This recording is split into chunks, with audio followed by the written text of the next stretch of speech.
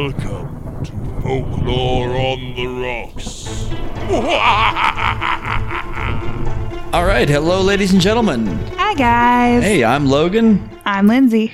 And we are back with Folklore on the Rocks. So today we're going to do some folklore exploration, aren't we? Yeah, we're going to narrate some folktales for you. Or specifically, Logan is going to narrate some folktales for you. Last week we talked about the Domovoy. And today we kind of want to explore the folklore surrounding the stories that can generate a character like that. That can really... Yeah, the Slavic folklore from peasants and people that lived in rural areas in Slavic countries. Yeah, there's a lot more out there than Baba Yaga and the Domovoy, so let's see what we find. Exactly. All right, let's get rolling. The first story... Actually. Yeah. First. Go ahead.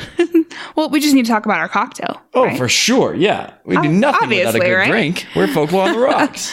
So we are going a little bit more traditional this week and doing a Moscow Mule. Yeah, that copper cup. Because Moscow is Russian and Russian is Slavic, so we're there. Yeah. And they're yummy. And I know I promised you less lime last week, but I lied. For those of you who are not into lime, sorry. Something make a cranberry vodka or something. Yeah.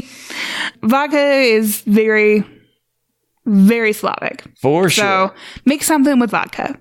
Mm-hmm. Or make this, because it's super yummy. It's always a winner. It is. So the mix that we are suggesting to you by our mixologist, Mr. Anubis. Oh, yeah. His mix is Stoli ginger beer, or you can use Reed's Extra, vodka, Rosie's lime juice, and then squeeze in half of a lime. He says that he likes to shake the vodka lime mix with ice and then add the ginger beer after. Generally, Moscow Mules are served in a copper mug.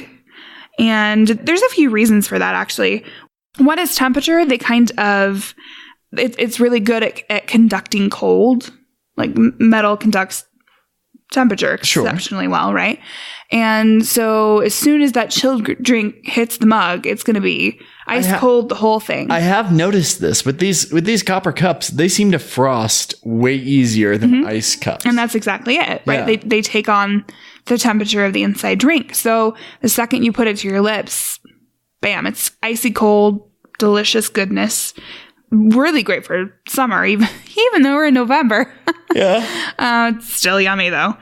And some of the other reasons that it's good, I was going to say second, but it's kind of multiple, actually, is that it tastes different, actually. Just a little bit. Yeah. So, what am I tasting here? So the copper interacts with each of the different ingredients in an interesting way.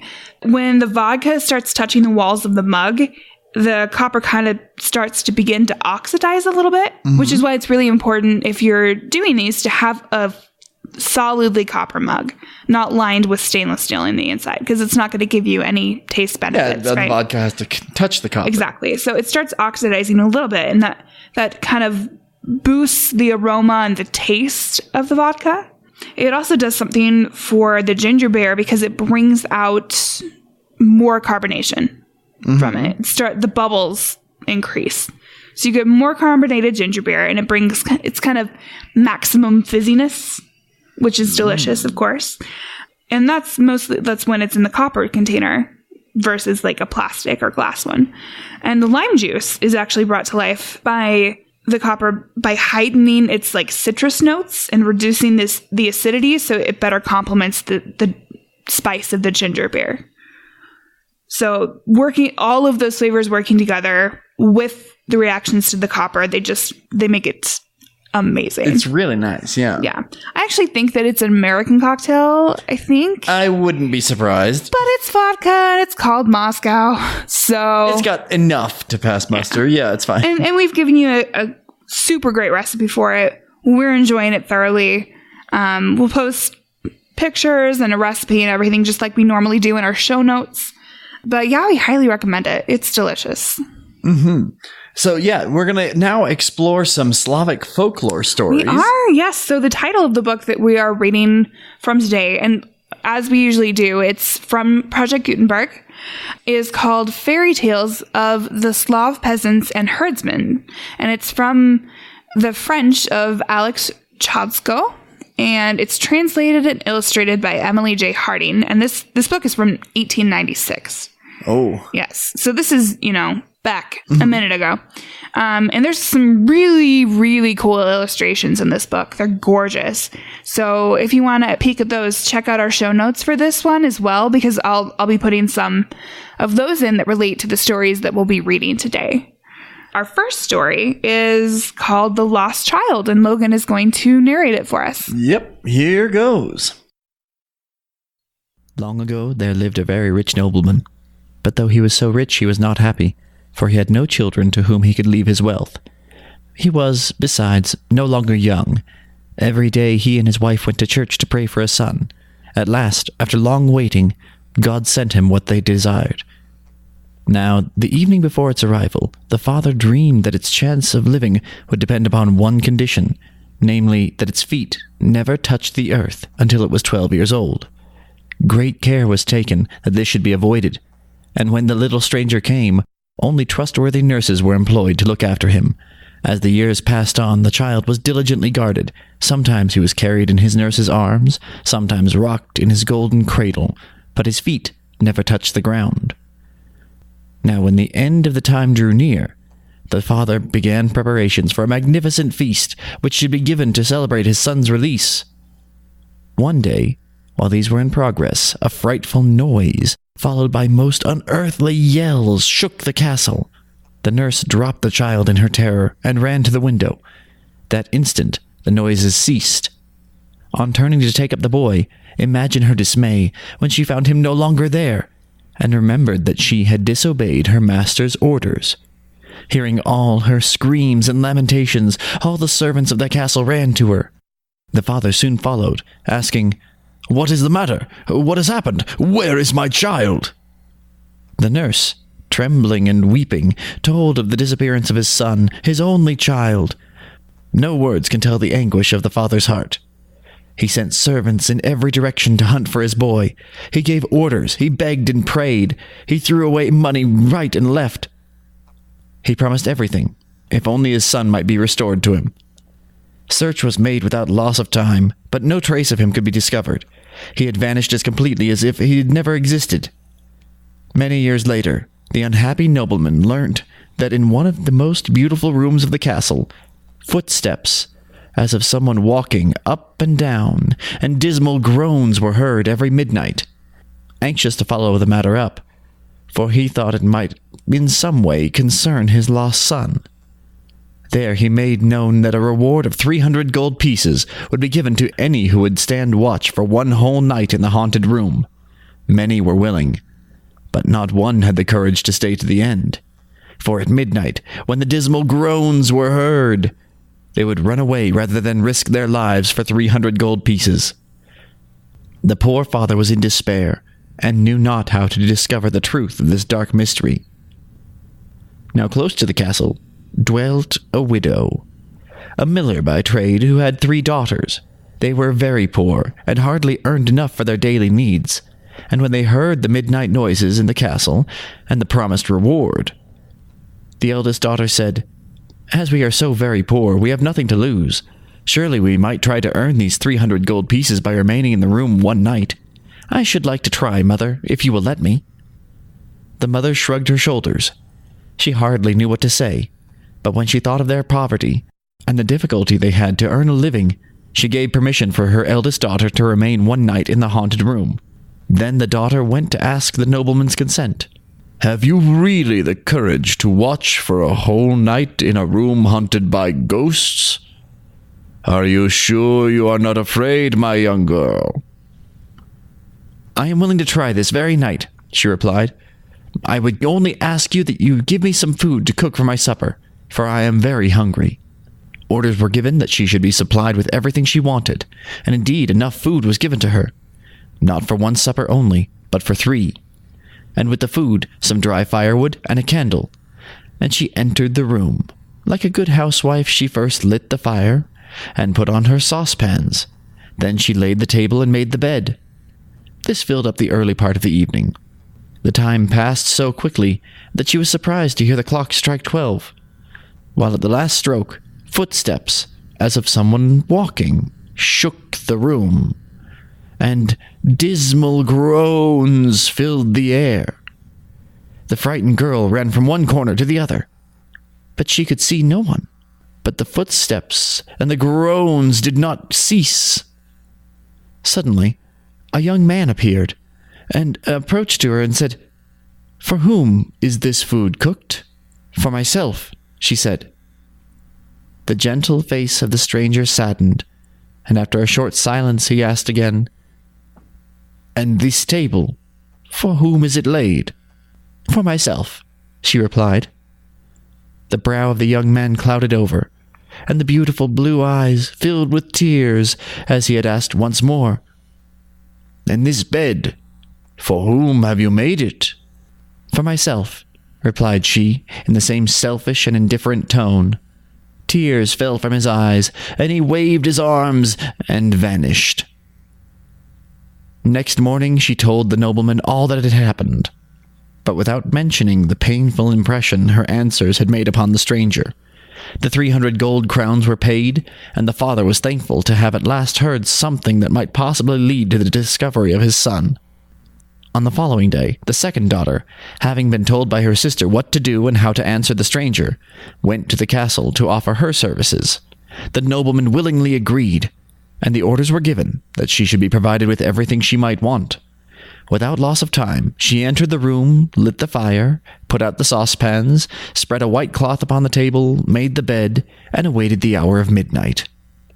When the young stranger appeared and asked, "For whom is this food prepared? For whom is this table laid? For whom is the bed made?" she answered as her sister had bidden her, "For me, for myself only." And, as on the night before, he burst into tears, waved his arms, and suddenly disappeared. Next morning, she told the nobleman all that had happened, except the sad impression her answers had made upon the stranger.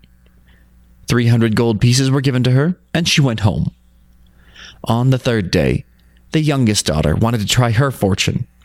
"Sisters," said she, "as you have succeeded in earning 300 crowns each, and so helping our dear mother, I too should like to do my part, and remain a night in the haunted room."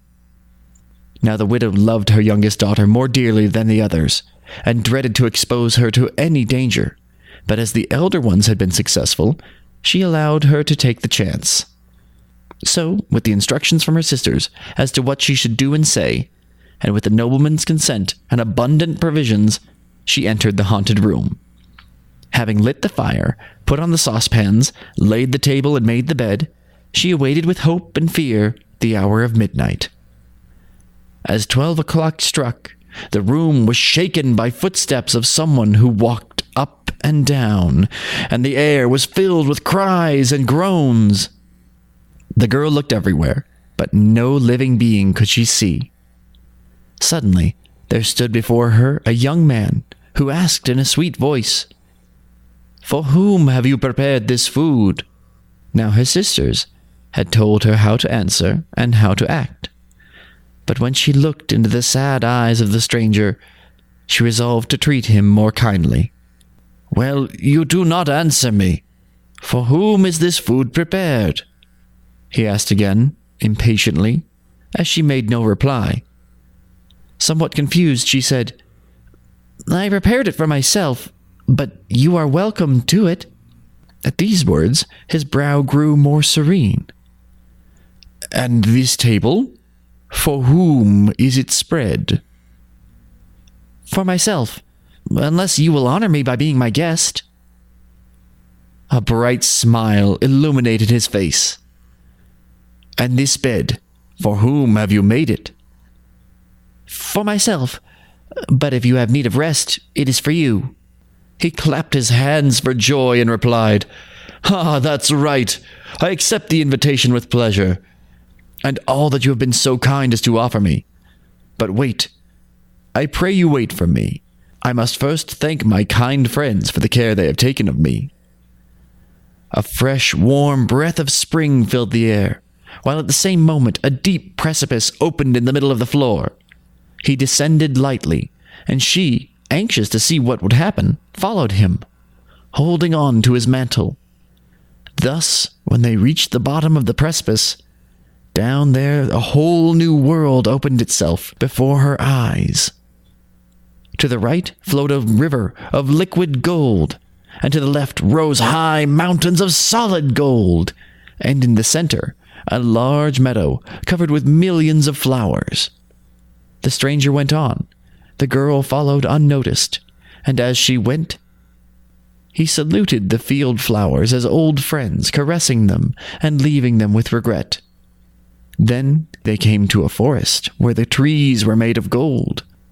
Many birds of different kinds began to sing, and flying round the young stranger, perched familiarly on his head and shoulders. And he spoke to and petted each one.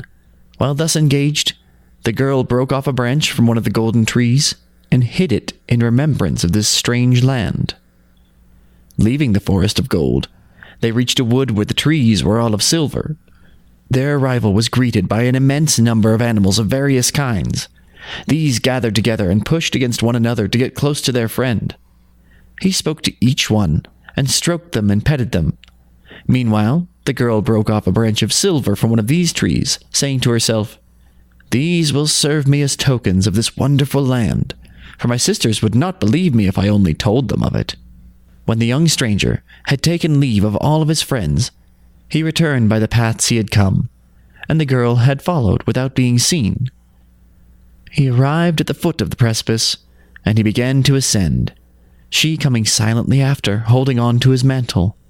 Up they went, higher and higher, until they reached the room in the castle. The floor closed up without a trace of the opening. The girl returned to her place by the fire, where she was standing when the young man approached. "All my farewells have been spoken," said he. "Now we can have supper." She hastened to place upon the table the food, so hurriedly prepared, and sitting side by side, they supped together. When they had made a good meal, he said, "Now it is time to rest." He lay down on the carefully made bed, and the girl placed by his side the gold and silver branches that she had picked in the mineral land. In a few moments, he was sleeping peacefully. Next day the sun was already high in the sky, and yet the girl had not come to give an account of herself. The nobleman had become impatient. He waited and waited, becoming more and more uneasy.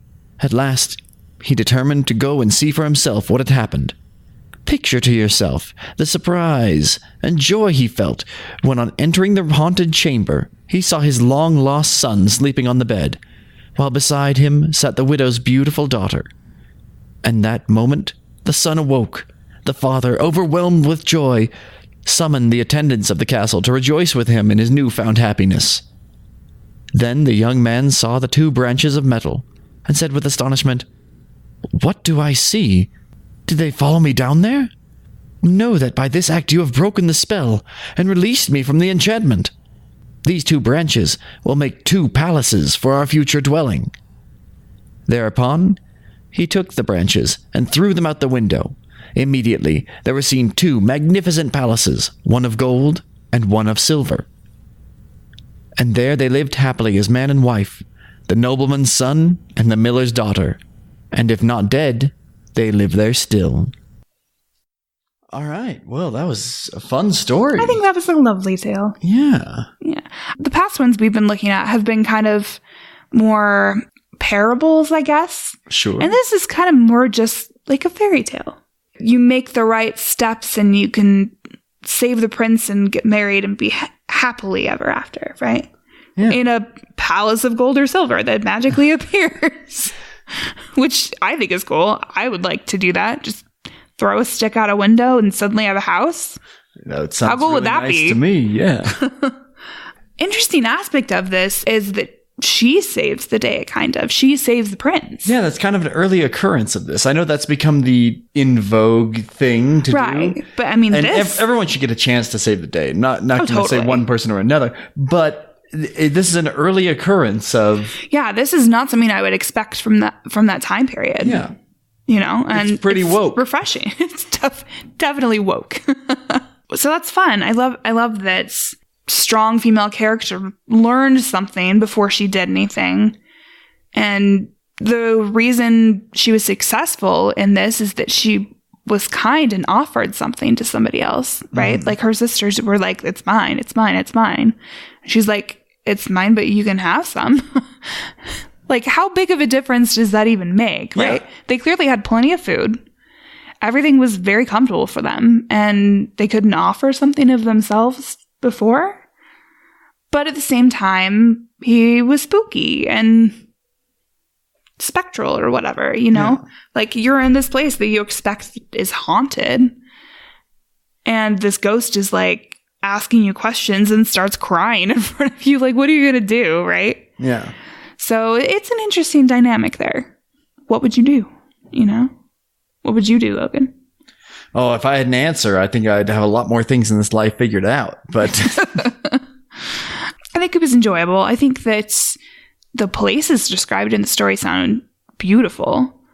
Oh, yeah. It conjures up a lot of old illustrations from storybooks, and it's more than just generic fantasy setting. It has a certain flavor to it. Well, and it's like, where do you think those came from? Like Russian fairy tales evoking this beautiful fantasy land, right? Yeah. And where did all the fantasy lands that we expect today come from? Stuff like this, right? Yeah. The branches thing was a little weird. I kept expecting that something bad was going to happen because she was taking parts of this land away from it. And for it to be the thing that released him, that kind of confused me a little bit, actually. Because if her bringing the branches out and her following him in are what broke the enchantment, I don't really understand what he was doing saying goodbye to everything. Yeah. Like, he didn't know that was going to happen, right? So it's a little weird, and maybe I'm just not, like, comprehending the story enough or something. But that is an odd aspect. For sure, yeah. So, I don't know. But well, good choice. That's overall, I really liked it. It was very imagery heavy, very evocative. Yeah. So we're going to take a quick break for promo. Our very first promo for this episode is for We Drink and We Know Things. Ooh, I like it. So obviously, we already love them because they like Game of Thrones, right? Oh, yeah. But they are boozy friends. They're a married couple, and they just drink and they talk about random, weird, and awesome topics. Cool. So a variety of things, all stuff that Logan and I like. So check them out. I think you guys will really like them.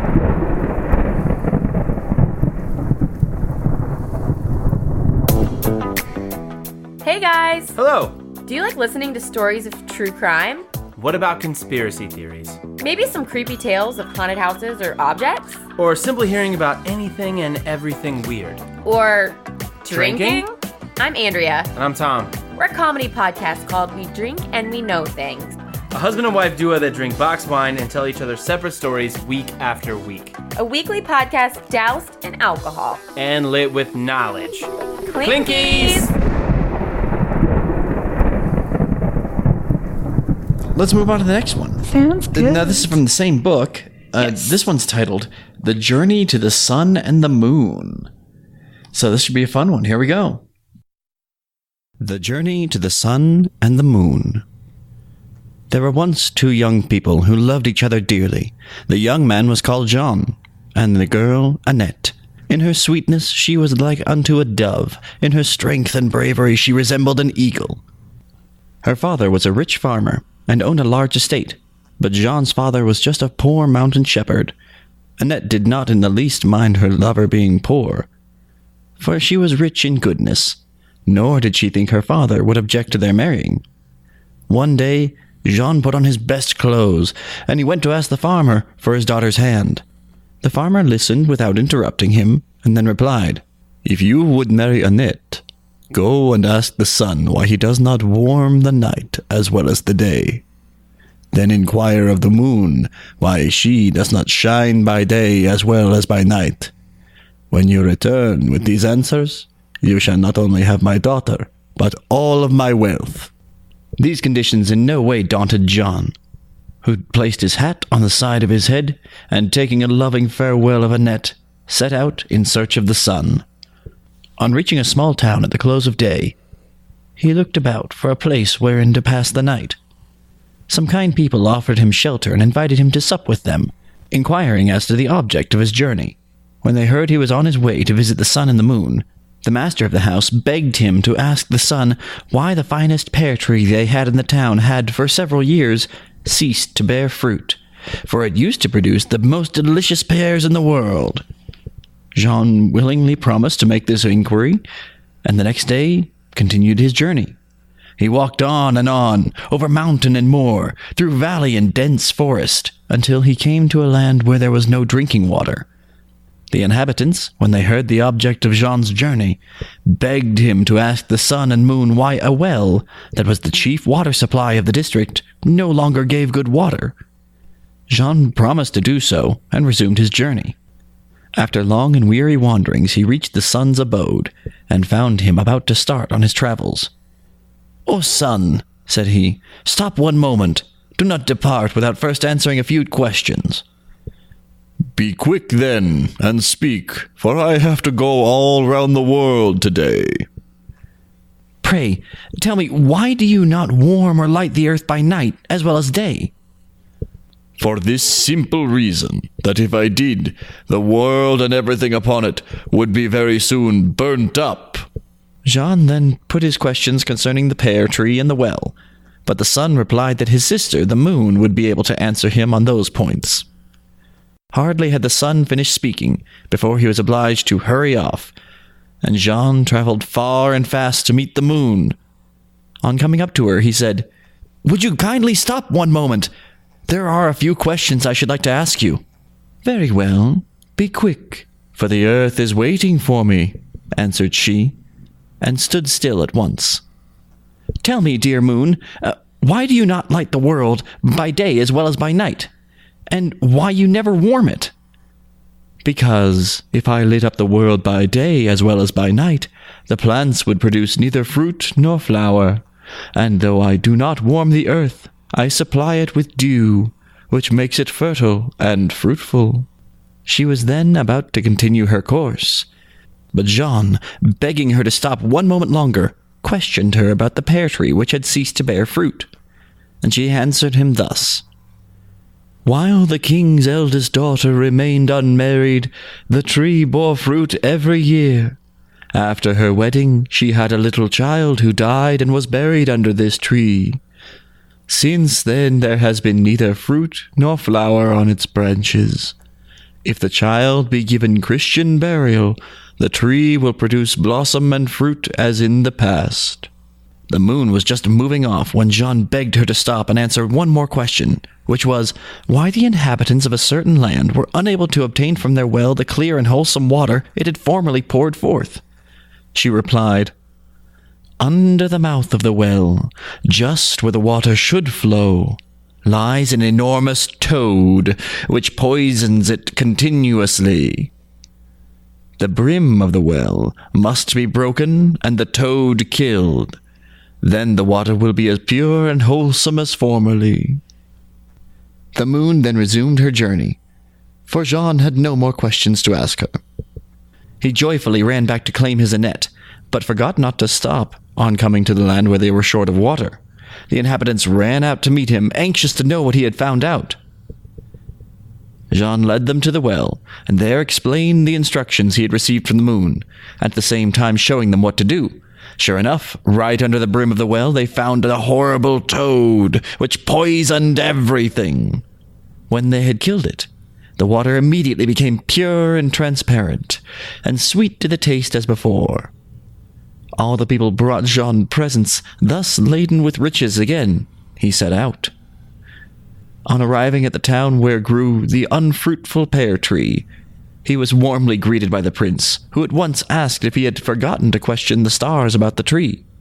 "I never forget a promise once made," replied Jean, "but I doubt whether it will be agreeable to your majesty to know the cause of the evil."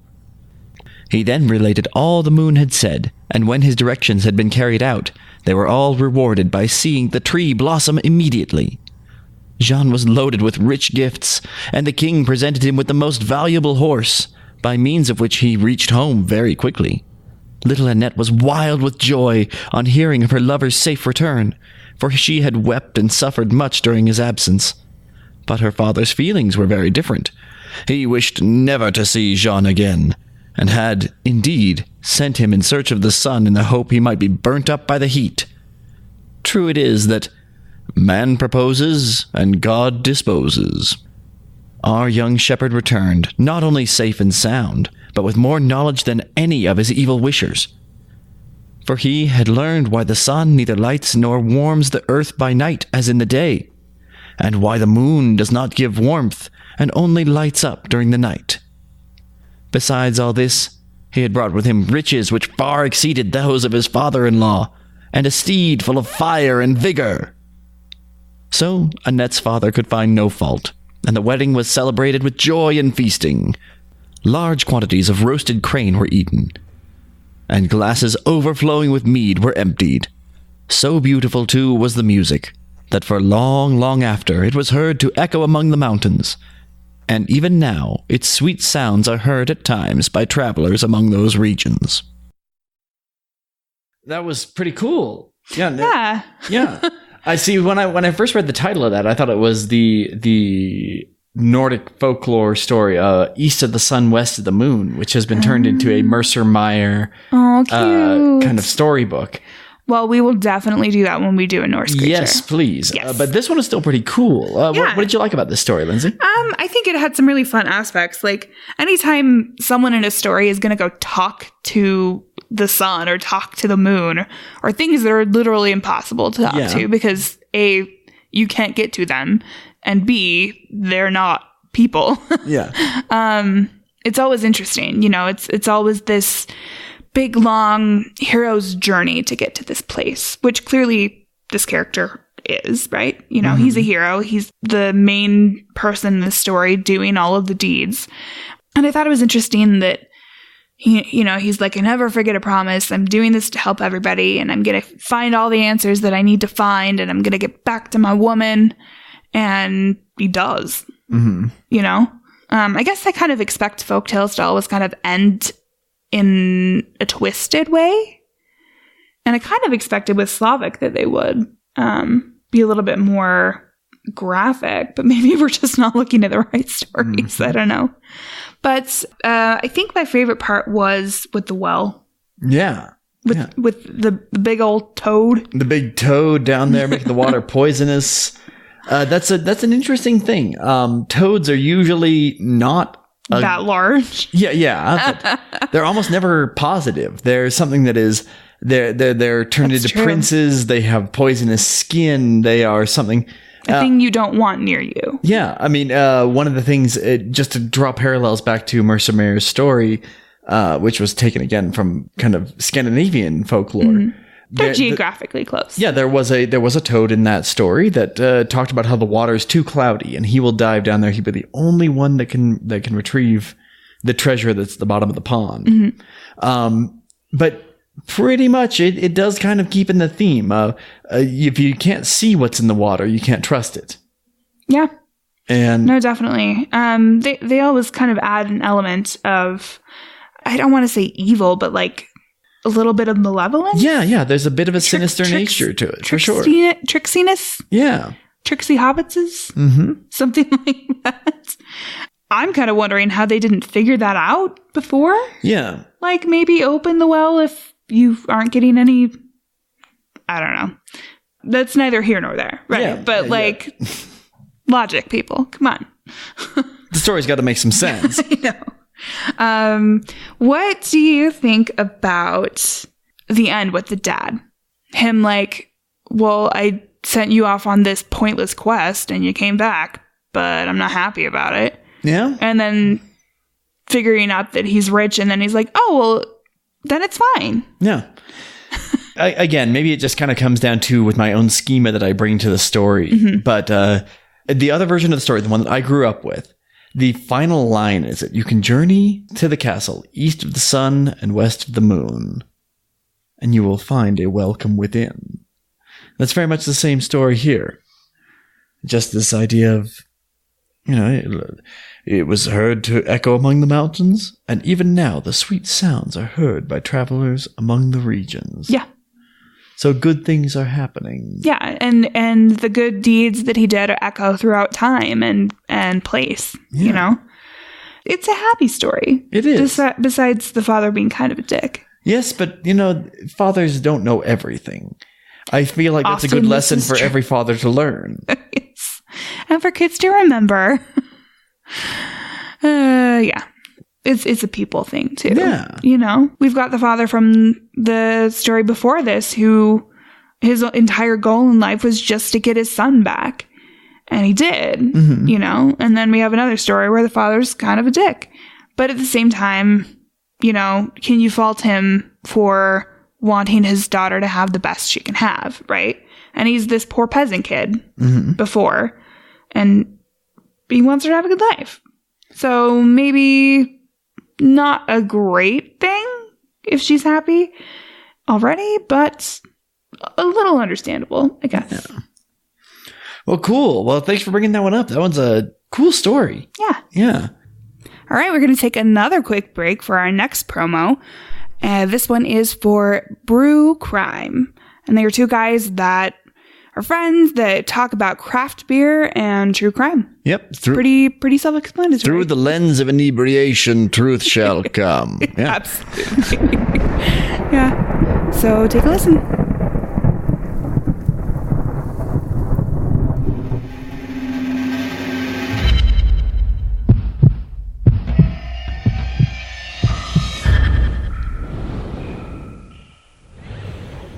This is Brew Crime, a craft beer and true crime podcast. I'm Mike.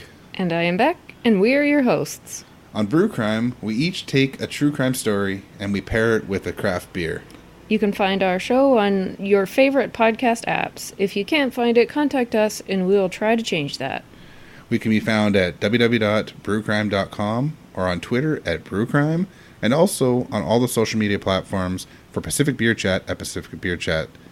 We can also be found at brewcrime at pacificbeerchat.com. Join us as we discuss depraved killers, stupid criminals, and likely some completely unrelated tangents. Cheers. Cheers. All right. This one is The History of Prince Slugobyl, or The Invisible Knight. There once was a king who had an only son called Prince Slugobyl. Now this young prince loved nothing better than traveling. So fond of it was he that, when he was 20 years old, he gave his father no rest until he allowed him to go on a short journey. In short, to travel all over the world. Thus he had hoped to see many beautiful and strange things, to meet with marvelous adventures, to gain happiness, knowledge, and wisdom, and to return a better man in every way than when he left. Fearing his youth and want of experience might lead him astray, his father sent him with a valued and faithful servant. When all was ready, Slugobyl bade the king adieu and set off to visit the land of his dreams. As he was jogging along, allowing his horse to go at its own pace, he saw a beautiful white swan pursued by an eagle about to pounce down upon it. Seizing his crossbow, he took such good aim that the eagle fell dead at his feet. The rescued swan stopped in its flight and turned round to look at him. "Valiant Prince Slugobyl, it is not a mere swan who thanks you for your most timely help, but the daughter of the Invisible Knight, who, to escape the pursuit of the giant Kosti, has changed herself into a swan. My father will gladly be of service to you in return for this kindness to me. When in need of his help, you only have to say 3 times, 'Invisible Knight, come to me.'" Having thus spoken, the swan flew away. The prince looked after her for a long time, and then continued on his journey. He traveled on and on, over high mountains, through dark forests, across barren deserts, and so to the middle of a vast plain, where every green thing had been burnt up by the rays of the sun. Not a single tree, not even a bush or plant of any kind was to be seen. No bird was heard to sing, no insect to hum, no breath of air to stir the stillness of this land of desolation. Having ridden for some hours, the prince began to suffer terribly from thirst. So, sending his servant in one direction, he himself went another, in search of some well or spring. They soon found a well full of cool, fresh water, but unluckily without either rope or bucket to draw it up. After a few moments' thought, the prince said to his servant, "Take the leathern strap used for tethering our horses, put it round your body, and then I will let you down into the well. I cannot endure this thirst any longer." "Your Highness," answered the servant, "I am heavier than you, and you are not as strong as I. You will not be able to pull me out of the water. If you, therefore, will go down first, then I shall pull you up, and when you have quenched your thirst." The prince took his advice, and fastening an end of the strap under his arms, was lowered down into the well. When he had enjoyed a deep draught of clear water, and filled a bottle of the same for his servant, he gave the signal that he wished to be pulled up. But instead of obeying, the servant said, "Listen, prince. From the day you were born up to the present moment, you have never known anything but luxury, pleasure, and happiness, while I have suffered poverty and slaved all my life. Now we will change places, and you shall be my servant. If you refuse, you had better make your peace with God, for I shall drown you." "Stop, stop, faithful servant," cried the prince. "You will not be so wicked as to do that. What good will it do you? You will never be so happy as you have been with me, and you will know what dreadful tortures are in store for murderers in the other world. Their hands are plunged into boiling pitch, their shoulders bruised with blows from red-hot iron clubs, and their necks sawn with wooden saws. You may cut and saw me as much as you like in the other world," said the servant, "but I shall drown you in this." And he began to let the strap slide between his fingers. "Very well," said the prince. "I agree and accept your terms. You shall be the prince, and I shall be your servant. I give you my word." "I have no faith in words that are carried away by the first wind that blows. Swear to confirm your promise in writing." "I swear." The servant then let down paper and pencil and dictated the following. "I hereby declare that I renounce my name and rights in favor of the bearer of this writing, and that I acknowledge him to be my prince, and that I am his servant. Written in the well. Signed, Prince Slugobyl." The man, having taken this document, which he was quite unable to read, drew out the prince, took off the clothes in which he was dressed, and made him wear those he himself had just taken off. Thus disguised, they traveled for a week, and arriving at a large city, went straight into the king's palace. There the false prince dismissed his pretended servant to the stables, and presenting himself before the king, addressed him thus in a very haughty manner. "King, I am come to demand the hand of your wise and beautiful daughter, whose fame has reached my father's court. In exchange, I offer an alliance, and in case of refusal, war." "Prayers and threats are equally out of place," answered the king. "Nevertheless, prince, as proof of the esteem in which I hold the king your father, I grant your request, but only on one condition, that you deliver us from a large army that now besets our town. Do this, and my daughter shall be yours." "Certainly," said the impostor.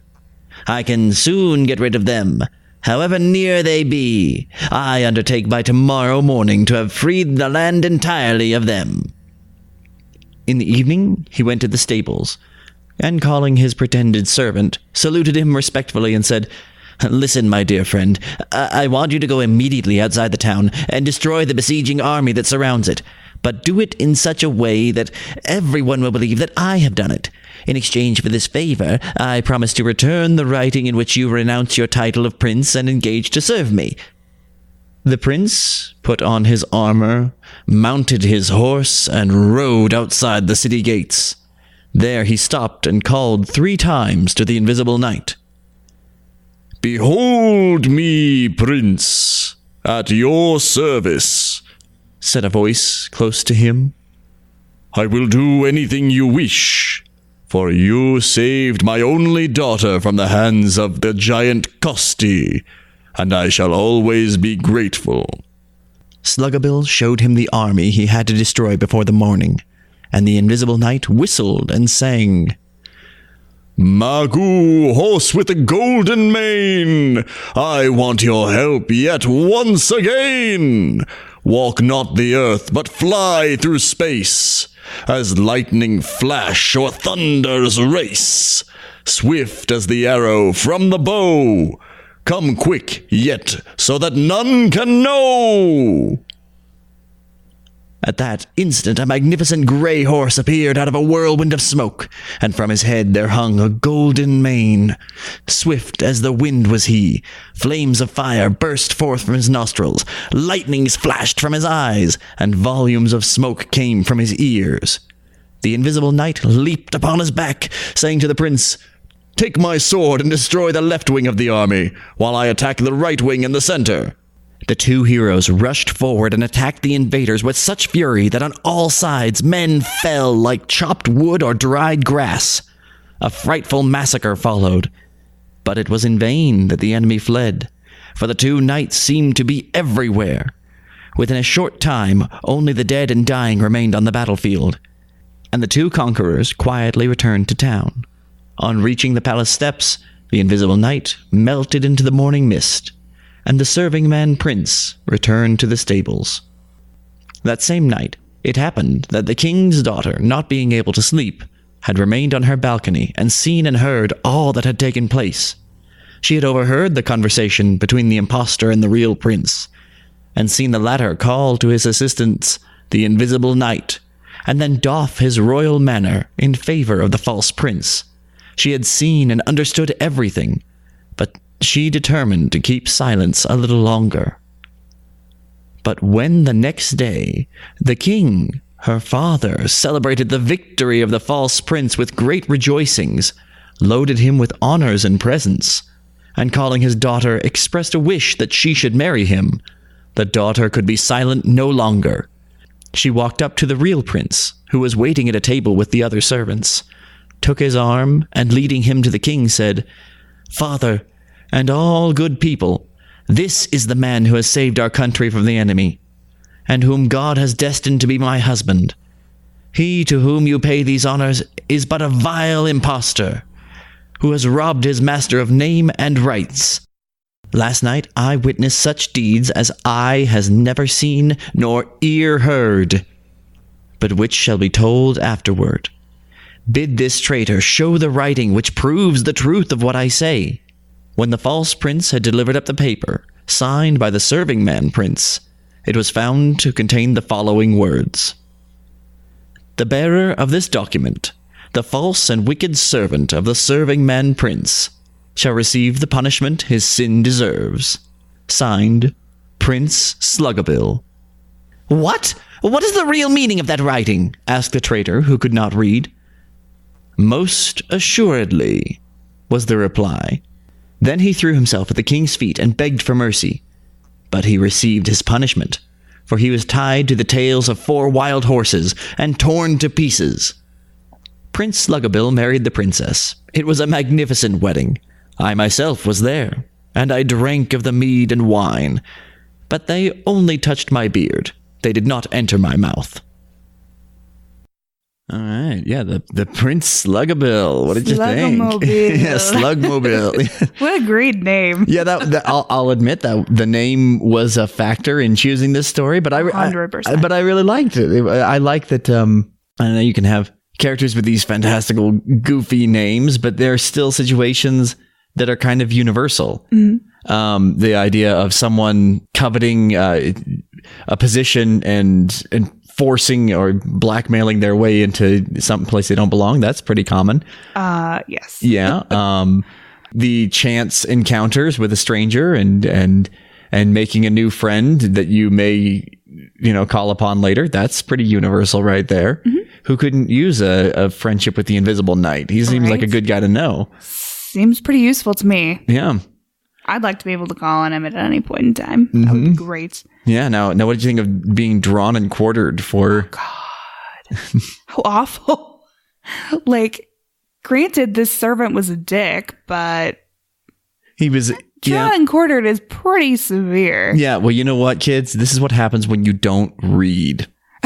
So you better be literate. Or you will be summarily executed. Oh, God. You never know. It might come to that someday. Yeah, well, that's... I hope not. But yeah, I mean, reading is power. Knowledge is power. There you Right? That's our lesson here. go. Also acceptable. Don't be a dick. Also- Learn how to read. Also acceptable. And knowing is half the battle. Yes, exactly. Because he obviously did not know. Yeah. That's my favorite part of the story. The fact that he was the one that gave the note to the king that said, I'm an idiot, Yep. basically. And I like that he probably kept it, just treasured. He probably kept it in like a little scroll case so close to his heart. And This is the most important thing I possess. yeah. The Brands imitator. So great. So great. And I loved the swan maiden. I feel like that's an image we see in a lot of folklore. It is. Yeah. I kind of wish that she had been more of an empowered character. Yeah. But I mean, we get that female-wise in the other. yeah. I mean, old stories, we just accept that it was a different time. Women were swans. Well, and actually, I mean, from like a feminist standpoint, this the princess at the end, yeah. she's the one who's like, yeah, I know what's going on. Yeah. She knew what was up. Let me solve this for you without much fuss. Yeah. He's right. He's wrong. It is. I'm going to marry Slugmobile. Yeah. Slugmobile, Slayer of Eagles. Jeez. Right. Yeah. That. But he was attacking the swan. Okay. So he was just defending an animal. He's the same guy that would run out onto the beach shooing away seagulls from the sea turtles. It's a circle of life. You gotta But they're so cute and tiny. observe without interacting. Yeah, I would be that person.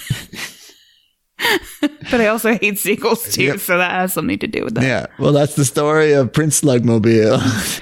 So those have been fun. I like the stories. Yeah. It's a fun part of the world to explore and a fun, little dash of culture into what we get here in the West. Yeah, and we'll deep our feet into more of those tales in the future when we come back to this place.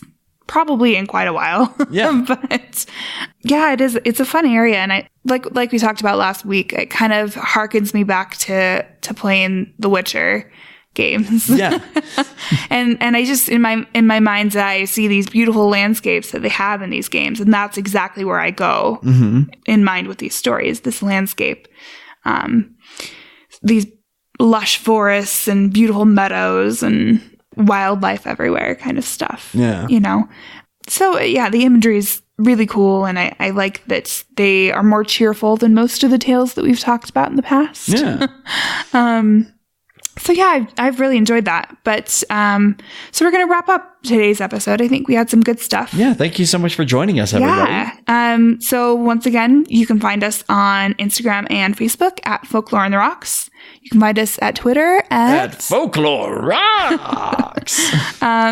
Pictures, notes, and sources are on our website at folkloreontherocks.com. This one you might want to do because we'll put some illustrations from this book up, and That's the coolest part. Oh, totally. If you can see kind of what goes with these stories, there's some really cool stuff there. And her illustrations are gorgeous in this book too. I mean, I'm partial to that style, so that's probably part of it. But it feels like a kind of Art Nouveau. Yeah, that old kind of pen and ink, almost woodcut style. And it's exactly the right period of time for Art Nouveau too. So it makes a lot of sense. But we also have Patreon. We have a PayPal button on our website. Merch shop is coming soon. Might be out. We'll see. I don't know. Also, if you've got any personal stories about a creature, a monster, a cryptid, even if you don't know what it was, you can email them to us at stories@folkloreontherocks.com. We want to do a listener's episode, so please get those into us. Please feel free to rate us and leave us a review on iTunes, like we talked about last week. If you leave a review and send me your screenshot and your address, we will get you out some stickers. It'll be some cool stuff. And they are very cool stickers. Yeah. So please do that. And then if we get 100 reviews, we're going to do a listener's episode, a bonus listener's episode. So it's extra content for you guys. And it's a listener selected creature too. So you get some say in what we do. Yeah. Which is always great. And just tell your friends about us. Yes, please spread the word. Yeah. The more the merrier. We want to have everybody invited to our cool little party here. Come play with us. Yeah. We try to come at things with an open mind and not be super skeptical about stuff. And it's about exploration as everybody. So if you don't really know this stuff, or if somebody you know is not really into cryptids, but they might like this podcast, please, tell them about that. Well, and it could even be that they really enjoy the folktale episodes and want to skip the other ones, and that's totally fine. Totally fine. Or if you want to listen to the creatures and skip these ones, that's also fine. Or if you just want to make fun of us like Statler and Waldorf, also totally fine.